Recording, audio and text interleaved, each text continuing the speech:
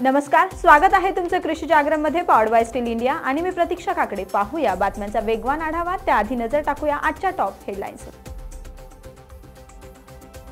हरित क्रांतीचे जनक MS स्वामीनाथन यांना मरणोत्तर भारतरत्न जाहीर। राज्यात ढगाळ वातावरण राहण्याची शक्यता। खानदेशात पपईला मिळतोय 9 रुपये प्रति किलो दर। लाल मिरची दरात 20 ते 25% वाढ। पीक विम्यासाठी सारथी पोर्टल। पाहूया या संदर्भात सविस्तर बातम्या। हरित क्रांतीचे जनक MS स्वामीनाथन यांना मरणोत्तर भारतरत्न हा सर्वोच्च नागरी सन्मान जाहीर झालाय। त्यांची कृषी क्षेत्रातील कामगिरी ही उल्लेखनीय आहे। कृषी क्षेत्रात त्यांनी दिलेल्या योगदानाबद्दल त्यांना हा पुरस्कार जाहीर झालाय। पंतप्रधान नरेंद्र मोदी यांनी ट्विटद्वारे याबाबतची माहिती दिली आहे। डॉक्टर MS स्वामीनाथन यांनी आपल्या देशासाठी कृषी आणि शेतकरी कल्याणात अतुलनीय योगदान दिले आहे। त्यांच्या या कार्याची दखल घेऊन त्यांना भारतरत्न प्रदान करण्यात येत आहे। याचा अत्यंत आनंद असल्याचे देखील मत पंतप्रधान नरेंद्र मोदी यांनी आपल्या ट्विटच्या माध्यमातून व्यक्त केले। दरम्यान डॉक्टर MS स्वामीनाथन यांच्याबरोबर माजी पंतप्रधान चौधरी चरण सिंह, माजी पंतप्रधान नरसिंह राव यांना देखील भारतरत्न देऊन सन्मानित करण्यात येणार असल्याची घोषणा पंतप्रधान नरेंद्र मोदी यांनी केली आहे। पंतप्रधान नरेंद्र मोदी यांनी ट्विट करून याबाबतची माहिती दिली। राज्याच्या किमान तापमानात वाढ झाली आहे। उर्वरित राज्यात ढगाळ हवामान राहण्याची शक्यता आहे। उत्तर भारतात थंडी कायम राहणार असून राज्यात विदर्भासह मराठवाड्यातील जालना, परभणी, हिंगोली जिल्ह्यात तुरळक ठिकाणी विजांसह पाऊस पडण्याची शक्यता हवामान विभागाने वर्तवली आहे। देशाची राजधानी नवी दिल्लीत आज म्हणजेच शनिवारी किमान तापमान 8 अंश किंवा कमाल तापमान 23 अंशावर नोंदवले जाऊ शकते। याबरोबरच सकाळी हलके धुकेही इथे पाहायला मिळाले। हवामान खात्याच्या अंदाजानुसार दिल्लीत उन्हामुळे तापमान वाढू लागले आहे। पंजाब, हरियाणा, चंदीगड, दिल्ली, उत्तराखंड, राजस्थान, उत्तर प्रदेश, बिहार, झारखंडमध्ये किमान तापमान 5 ते 10 अंशाच्या दरम्यान आहे। अशा परिस्थितीत येत्या काही दिवसात दिल्लीच्या कमाल तापमानात आणखी वाढ होण्याची शक्यता आहे। त्याचबरोबर आज महाराष्ट्रात पाऊस पडण्याची देखील शक्यता व्यक्त केली जाते।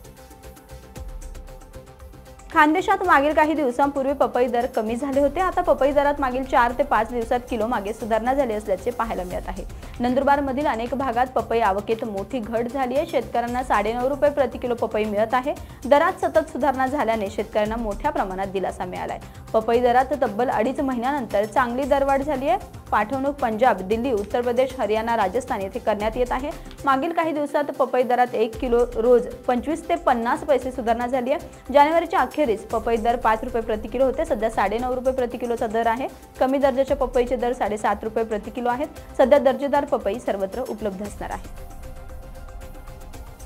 लसणानंतर आता सुकी लाल मिरची सर्वसामान्यांचे बजेट बिघडू शकते। सध्या लाल मिरचीच्या दरात मोठ्या प्रमाणात वाढ झाल्याचं आपल्याला पाहायला मिळतंय। निर्यात आणि मागणी वाढल्याने सुक्या लाल मिरचीच्या दरात वाढ झाली आहे। त्यामुळे दरात 20 ते 25% वाढ नोंदवण्यात आली आहे। त्याचबरोबर येत्या काही दिवसात सुक्या लाल मिरचीच्या दरात आणखी वाढ होण्याची शक्यता आहे। अशा परिस्थितीत आंध्र प्रदेश, तेलंगणा आणि कर्नाटक या प्रमुख लाल मिरची उत्पादक राज्यातील शेतकऱ्यांना मोठा फायदा होईल। त्याच्या उत्पादनातही वाढ होईल। सध्या मंड्यांमध्ये सुक्या लाल मिरच्या दर 150 रुपये किलो ते 190 रुपये किलो दरम्यान आहे। केंद्र सरकारने शेतकऱ्यांसाठी एक पोर्टल सुरू केले। केंद्र सरकारने गुरुवारी सारथी पोर्टल सुरू केले आहे। तर या पोर्टलवरून विमा कंपन्या आणि शेतकरी यांच्यात समन्वय साधण्यात येणार आहे। त्यासाठी 1447 हा हेल्पलाईन नंबरही सुरू करण्यात आला आहे। कृषी मंत्री अर्जुन मुंडा यांनी सांगितले की पंतप्रधान पीक विमा योजनेअंतर्गत शेतकऱ्यांच्या तक्रारी या हेल्पलाईन नंबरवर नोंदवू शकतात। पीक विमा योजनेचे मुख्य कार्यकारी अधिकारी रितेश चव्हाण यांनी याबद्दल माहिती दिली आहे। ते म्हणाले, एकाच वेळी शेतकरी विमा कंपनी, बँक आणि कॉमन सर्व्हिस सेंटर यांच्यातील अंतर कमी करण्याचे काम सारथी पोर्टल करेल, असंही चव्हाण म्हणाले। या पोर्टलवरून पीक विम्याच्या प्रीमियमबद्दल माहिती मिळणार आहे। तसेच नुकसान भरपाईचा दावा शेतकरी करू शकतात। पीक विम्याची ट्रॅकिंगही करता येणार आहे। त्यामुळे पीक विमा योजनेत पारदर्शकता येईल। त्याचा शेतकऱ्यांना निश्चितच फायदा होईल, असा दावा कृषी मंत्री अर्जुन मुंडा यांनी केला आहे।